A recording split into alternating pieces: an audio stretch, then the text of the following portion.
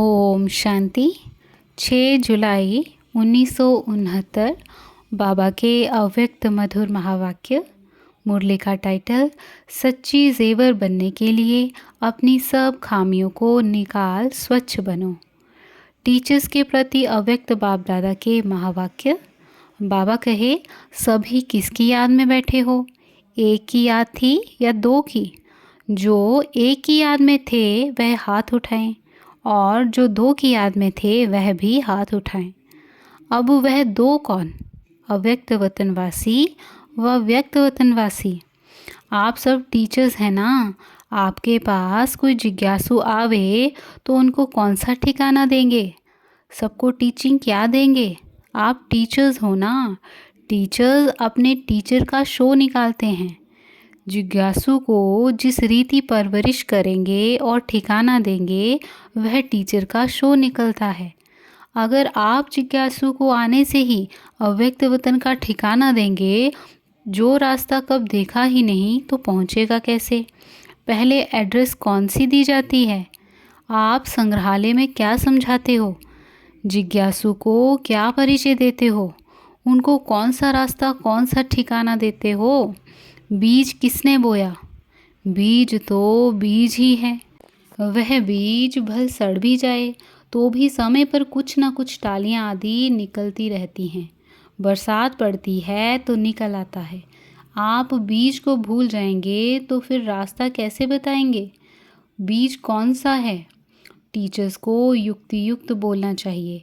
छोटे बच्चे तो नहीं हो ना। छोटे बच्चों को पहले से सिखाया जाता है। आप तो सीख कर इतनी परवरिश लेकर यही इम्तिहान देने आए हो। पढ़ेंगे भी साथ में, इम्तिहान भी देंगे। दोनों कार्य इकट्ठे चलेंगे। बाप अव्यक्त वतनवासी बना तो आप सबको भी अव्यक्त वतनवासी बनना है। वह किस सृष्टि पर खड़े होकर अव्यक्त बने? आपको कहाँ बनना है? बच्चों ने कहा, साकार सृष्टि में तो सृष्टि है। बाबा कहे, सृष्टि तो ऑल राउंड गोल है। सृष्टि में सारा झाड़ समाया हुआ है, परंतु सृष्टि का ठिकाना संगम है। संगम की बलिहारी है जिसने आप सबको यहाँ पहुँचाया। आप अपने ठिकाने को भूल जाएंगे तो फिर क्या होगा? ठिकाना देने वाला ही भूल जाएगा। ठिकाना पक्का याद करो और बाप दादा की जो पढ़ाई मिली है उनको धारण करो। धारण से धैर्यवत अंतर्मुख होंगे। धैर्यता होगी तो इस कलयुगी रावण राज्य को ख़त्म कर देंगे। तो अब पढ़ाई का समय और साथ साथ इम्तिहान देने का भी समय है। यह हुई एक बात। दूसरी बात, ज़रा ध्यान में रखो, इतना समय जो बाप दादा की गोद में पले और उसमें जो भी कुछ कर्तव्य किया, ऐसे भी हैं कोई न लज्जा के मारे बाप दादा से छिपाया है। ऐसे नहीं बाप को पहचान कर सब बाप के आगे रखा है। नहीं, जो समझते हैं ऐसी भी भूल हुई है। जैसे कोई अपनी दिल से भूल नहीं करते हैं परंतु अलबेलाई से हो जाती है, तो वह सबको लिखना है। बाप दादा से जिन्होंने बात की है उन्हों को भी लिखना है। सारी जन्म पत्री। यह अंत का समय है ना। 84 जन्मों का हिसाब किताब यहाँ ही चुकतू होता है। सच्चाई और सफाई अक्षर तो कहते हैं, परंतु सच्चाई और सफाई में भी अंतर क्या है, उस अर्थ को नहीं समझा है। अब उसकी गहराई में जाकर सारा लिखना है। अव्यक्त वतन से बाप दादा बच्चों की सर्विस करने और साफ बनाने के लिए आए हैं। बाप सेवा करते हैं। आप सब बच्चों का शुरू से लेकर अंत तक बाप सेवक है। सेवा करने के लिए सदैव तैयार हैं। बाप को कितना फख्र रहता है। हमारे बच्चे सिरमौर हैं, आँखों के सितारे हैं, जिन्हों के लिए स्वर्ग स्थापन हो रहा है। उस स्वर्ग के वासी बनाने के लिए तैयार कर रहे हैं। जो समझते हैं हम लक्ष्मी नारायण बनेंगे, इतना लक्ष्य पकड़कर फिर भी गफलत करते रहते हैं, तो इसलिए बाप दादा फिर भी सेवा करने आए हैं। अंतमति सोगति। समय नहीं है, समय बहुत नज़दीक आने वाला है। आप शेरनी शक्तियों को भुजाएं तैयार करनी हैं, तब तो दुश्मन से लड़ सकेंगे। अगर अपने में फेथ नहीं, बाप दादा का पूरा परिचय नहीं, तो ना शक्ति सेना बन सकेंगे, ना वह शक्तिपने के अलंकार आएंगे। अगर शक्ति अपने में धारण की तो फिर आने वालों को भी पूरा ठिकाना मिलेगा और वह सब शक्ति सेना में दाखिल हो जाएंगे। तो अपने को सच्चा जेवर बनाने के लिए सब खामियां निकाल स्वच्छ बनना है। सोना कितने किस्म का होता है? कोई 9 कैरेट, कोई 12। प्योर तो प्योर ही है। कैरेट अक्षर निकल जाना चाहिए। अपने को करेक्ट करना है। अब करेक्शन करने का समय मिला है। यह बात अच्छी रीति ध्यान पर रखना। धरत परिये धर्म ना छोड़िए। कौन सा धर्म, कौन सा धरत? मालूम है, एक बार वायदा कर लिया, बाप दादा को हाथ दे दिया, फिर धर्म को नहीं छोड़ना है। पतिव्रता नारी जो होती है वह अपने धर्म में बहुत पक्की रहती है। आप सच्ची सच्ची सीता, सच्ची लक्ष्मी हो जो महालक्ष्मी बनने वाली हो। अपने लक्ष्य से अगर उतर गए तो फिर जंप मार लक्ष्य पर बैठ जाओ। बाप दादा आप बच्चों की सेवा करने के लिए सेवक बनकर शिक्षा दे रहे हैं। फरमान नहीं करते हैं परंतु शिक्षा देते हैं, क्योंकि बाप टीचर भी है, सद्गुरु भी है। अगर बच्चों को फरमान करे और ना माने तो वह भी अच्छा नहीं, इसलिए शिक्षा देते हैं। आज फाउंडेशन पड़ता है। छोटे बच्चों को तो टीका लगाया जाता है, उनको रास्ता बताना होता है, क्या करना है, कैसे करना है। आप सबको रास्ता तो मिल ही गया है, आप औरों को रास्ता बताने निमित्त बने हो। अगर उस रास्ते में कोई गड़बड़ है, अगर मगर है, तो वह निकालनी है। अब भी नहीं निकालेंगे तो आगे के लिए जो शक्तियों को बल मिला है वह खलास समझो। ऐसा बाप दादा को कहाँ कहाँ दिखाई दे रहा है। तब संगठन में सबके दिलों को एक दिल बनाने, पूरा रास्ता बताने लिए आपको बुलाया है। आप सबको खुशी होगी। छोटे छोटे बच्चों को कहाँ फंक्शन आदि पर ले जाना होता है तो बहुत खुशी होती है ना। वहाँ जाएंगे, नया कपड़ा पहनेंगे। आप सबको नया कपड़ा श्रृंगार आदि कौन सा करना है? एक तरफ सेवक भी बनना है। सेवक अर्थात पतित आत्माओं का उद्धार करना। उस सेवा को कायम रखो। आप सबको आने वाली आत्माओं का कैसे उद्धार करना है, कैसे विघ्नों को हटाना है।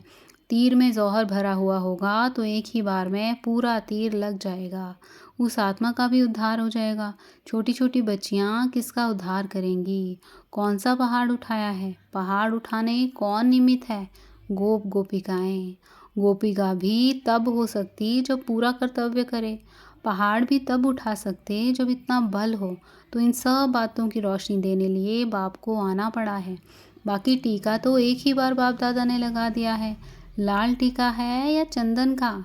लाल टीका है सूरत की शोभा, चंदन है आत्मा की शोभा। तुमको जेवर भी सूरत की शोभा के लिए नहीं पहनने हैं, वस्त्र भी दुनिया को दिखाने लिए नहीं पहनने हैं, परंतु आंतरिक अपने को ऐसा श्रृंगारना है, जेवर ऐसा पहनना है जो लोक पसंद हो व दिल पसंद हो। लोक पसंद है बाहर मुख, दिल पसंद है अंतर्मुख। तो अंतर्मुख होकर अपने को सजाना है। लोक पसंद भाषण किया, खुश किया, परंतु भाषा का जो रहस्य तंत्र है वह एक एक अपनी कर्मेंद्रियों में बस जाए, तब ही शोभा हो। कर्तव्य से दैवी गुणों का शो हो। दैवी गुणों का क्लास होता है सजने के लिए। ऐसे ही सज सज कर संगम से पार होना है। फिर अपने घर जाना है। फिर घर से कहाँ जाना है? ससुर घर। कन्या ससुर घर जाती है। अगर पढ़ी लिखी अक्लमंद नहीं होती तो सास ससुर कहते हैं इनमें चलने उठने बैठने का अकल नहीं है। अब तुमको ससुर घर चलना है तो बाप कदम कदम को नहीं देखते, परंतु एक एक कर्मेंद्रियों को देखेंगे। कदम अक्षर मोटा है, कदम से पदम मिलता है, वह अपने कल्याण के लिए है, परंतु कर्मेंद्रियों को सजाना है, गहना पहनकर चलना है। अब सजने के लिए किसके पास आए हो? बाप दादा के घर, सो अपने घर आए। सजाने वाले कौन हैं? जब सगाई होती है तो गहना बनाने वाला एक होता है, पहनाने वाला दूसरा होता है।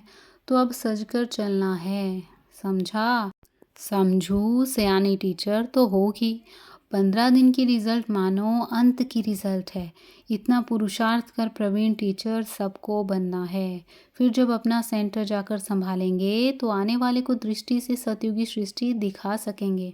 वह तब होगा जब गहने अच्छी रीति पहनेंगे। अगर लापरवाही से कोई गहना गिर गया तो नुकसान भी होगा और सजावट की शोभा भी चली जाएगी। इसलिए ना शोभा को हटाना है, ना गहनों को उतारना है। बड़ी बात नहीं है, छोटी समझेंगे तो सहज समझ आएगी।